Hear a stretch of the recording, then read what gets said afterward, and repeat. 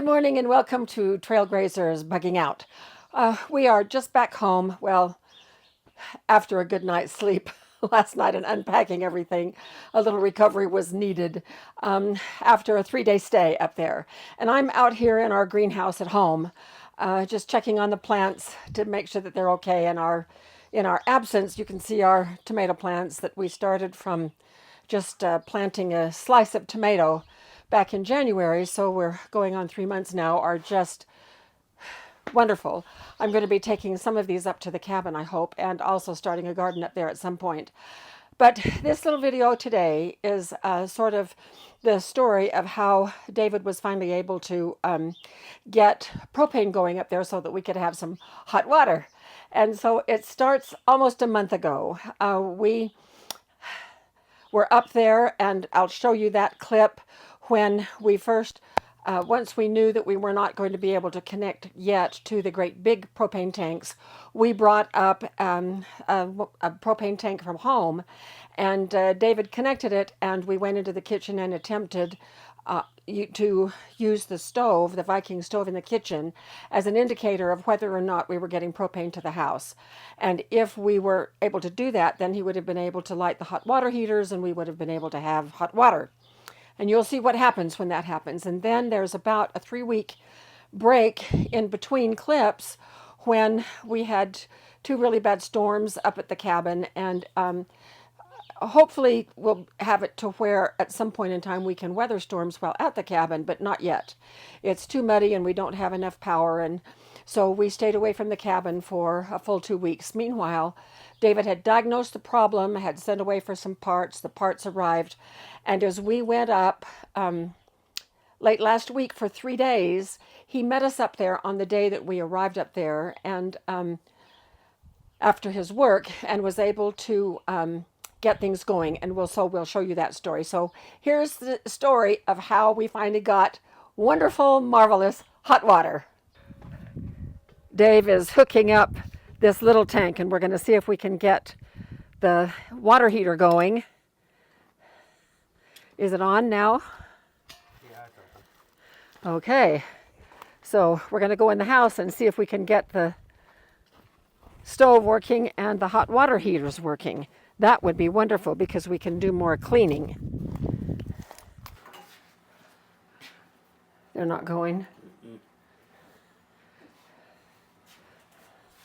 Yeah, that's what we found.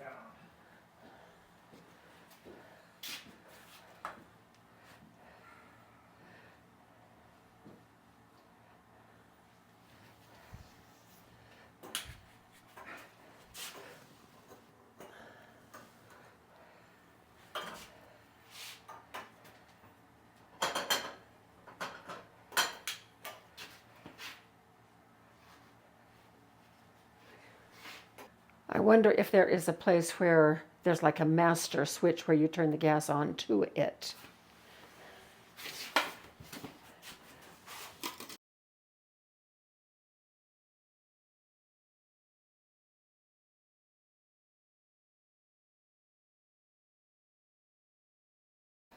Well, how did you do this? They're lit.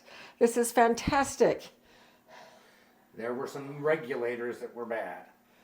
We can go outside and I can kind of show you what was going on and what we had to replace.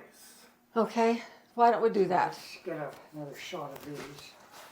I'm so excited. It's filthy. It hasn't been cleaned, but I'm going to be doing that right away. So here's the little tank that we brought, but it's sure not those big tanks over there. So what had to happen?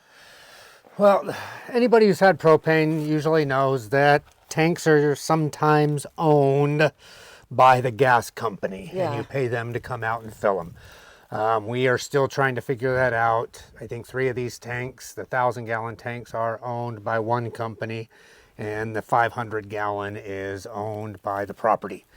So until we can have, we're still debating, I guess, if we want to have any of these 1,000-gallon tanks removed, exactly what our demand's going to be and what we want to do up here.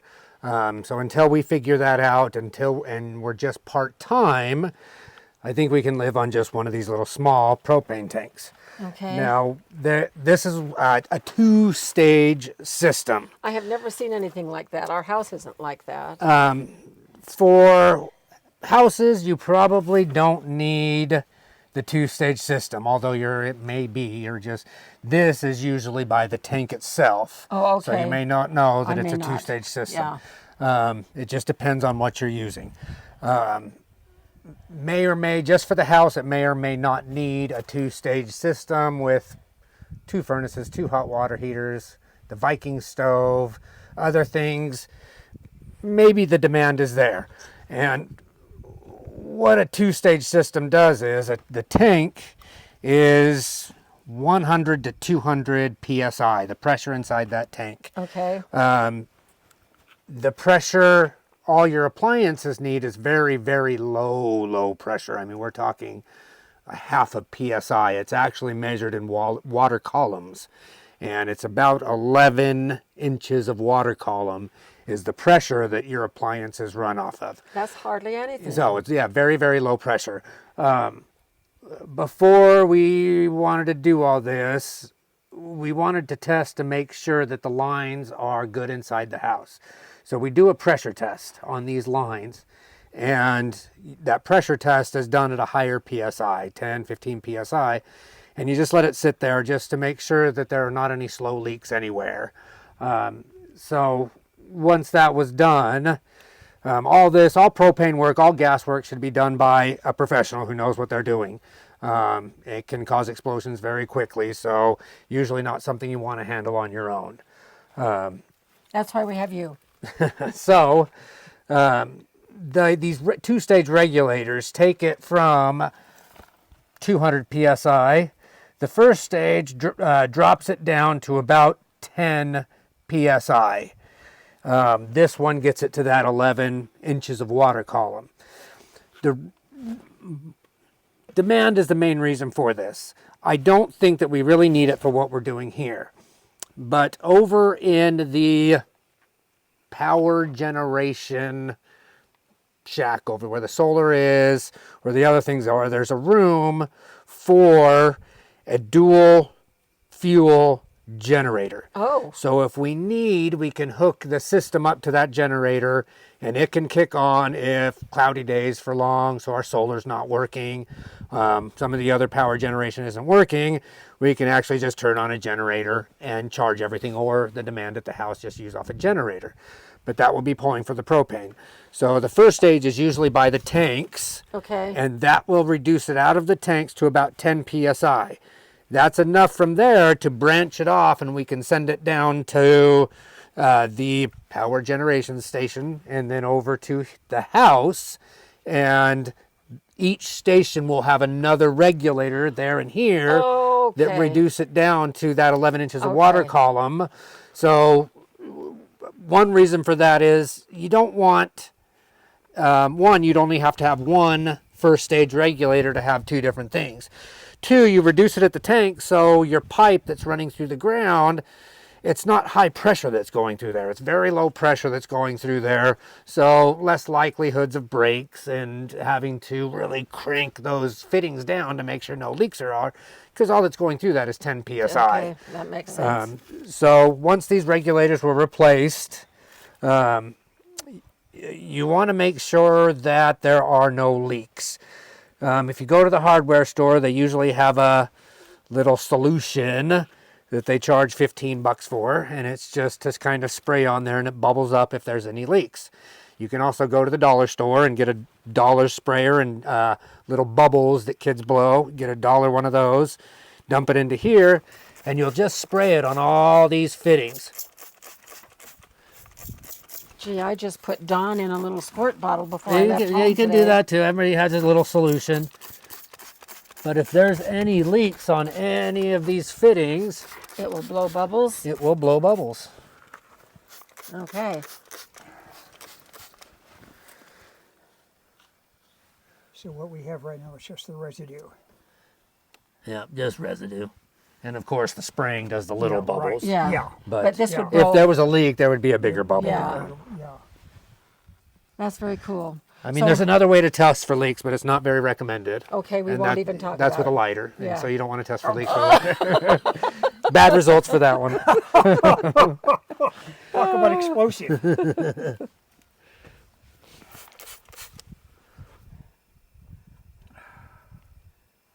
Is that okay?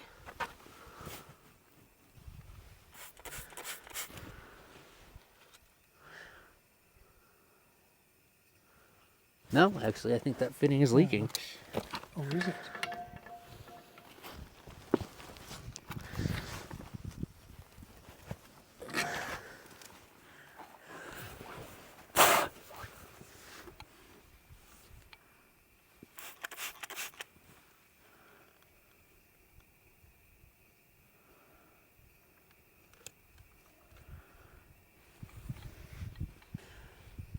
There's time. I mean, it may be. Let me go get my other wrench. Okay. Oh, just a turn. Wow.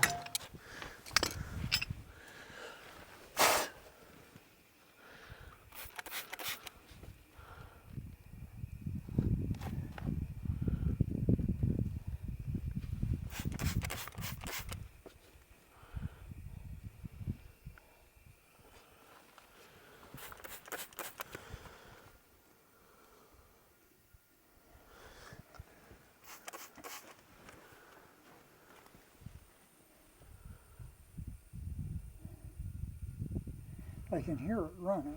The hot water heaters are Oh, heating up. is that what that is? Yeah. Oh, okay. So you mean we have hot water coming too? Well, it's going to take a couple hours to get hot water, but... All right, yeah, that's good now. So what's the yellow stuff? Is this for mice? Yeah, that's expandable foam. It can be for mice, more for spiders and little things to get in there. Mice can eat through that, but it'll be kind of, I guess they can kind of maybe scale up that if they wanted to. But yeah, it's mainly for insects rather than Oh, mice. okay, okay. Well, that is fantastic. So we've got flame in the Viking. We've got hot water. Someday. Well, in an hour or two. I can wash dishes in hot soapy water tomorrow when I start the kitchen. And then what else does the propane do? If we were to get a generator, it would be a dual purpose the dual generator for generator. that. Oh, I'm so relieved. How long do you think Now, this there will are a last? couple heaters. We don't have the furnaces Oh, yeah. tested yet. I want to vacuum out all the, where the flame is, make sure all those thermocouplers are good before we kick on the Okay. furnace. And being almost summertime, I don't think we're going to need those furnaces going. No, I think the- we'll probably have 2 or 3 more visits max with Right. needing to heat our bedroom even. So, okay. Well, honey, this is fantastic. This is just wonderful. How long do you think this will last us? I don't know. We'll find out. That's true. That is We true. will find out. Until there's cold water. Yep. Yeah, that's true too. We should maybe bring a backup up here. What are you doing? I am washing dishes in hot, hot water. It is absolutely glorious. So Fantastic. finally, we have wonderful, marvelous hot water. That's great. Yes, it is.